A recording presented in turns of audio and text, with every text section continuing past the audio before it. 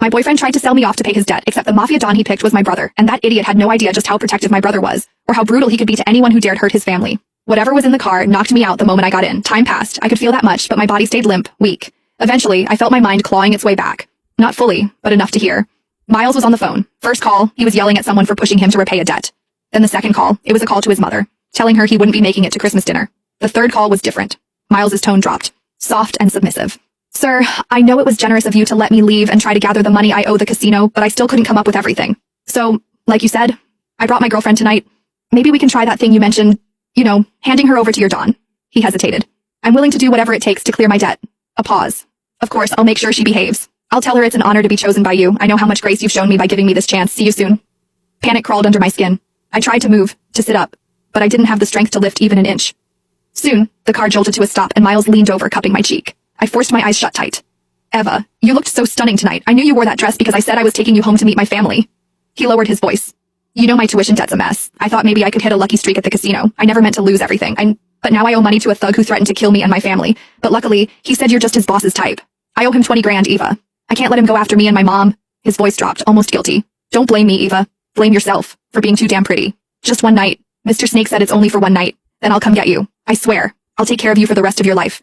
I'll take you to meet my mom. I'll marry you. Please, Eva. Don't hate me. He sighed, like the weight of it was crushing him. And most importantly, when we get to that casino, don't fight back, please. Things will only get worse if you do.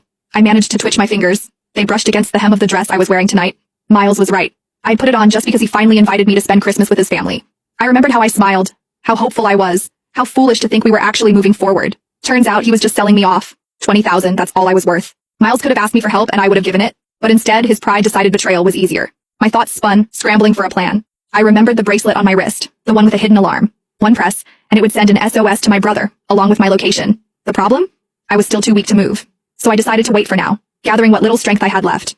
Whoever this boss Miles was trying to hand me off to, if I had the chance to mention my brother, they wouldn't dare touch me. And if that didn't work, I still had the bracelet. A few minutes later, the door opened beside me. Rough hands pulled me out of the car.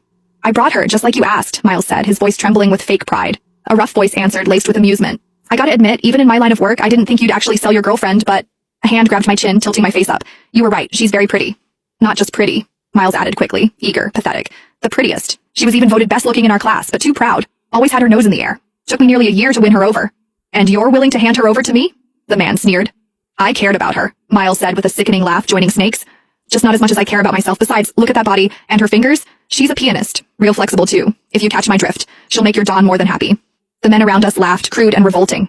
If our Don is pleased, your debt's cleared, the man said coldly. Thank you. Thank you so much, Mr.